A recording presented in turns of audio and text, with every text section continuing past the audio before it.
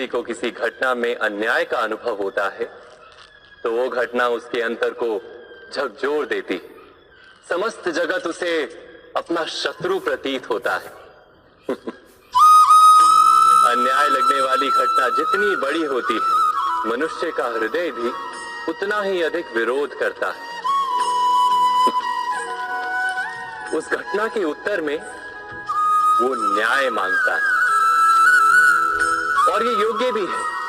वास्तव में समाज में किसी भी प्रकार का अन्याय व्यक्ति की आस्था और विश्वास का नाश है। किंतु ये न्याय क्या है? न्याय का अर्थ क्या है? अन्याय करने वाले को अपने कार्य पर पश्चाताप हो और अन्याय भुगतने वाले के मन में फिर से विश्वास जगे समाज के प्रति। इतना ही अर्थ है ना न्याय का। किंतु जिसके हृदय में धर्म नहीं होता वो न्याय को छोड़कर बैर और प्रतिशोध को अपनाता है।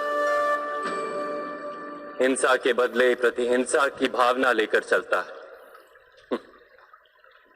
स्वयं भोगी हुई पीड़ा से कहीं अधिक पीड़ा देने का प्रयत्न करता है और इस मार्ग पर चलते अन्याय को भुगतने वाला स्वयं अन्याय करने लगता है।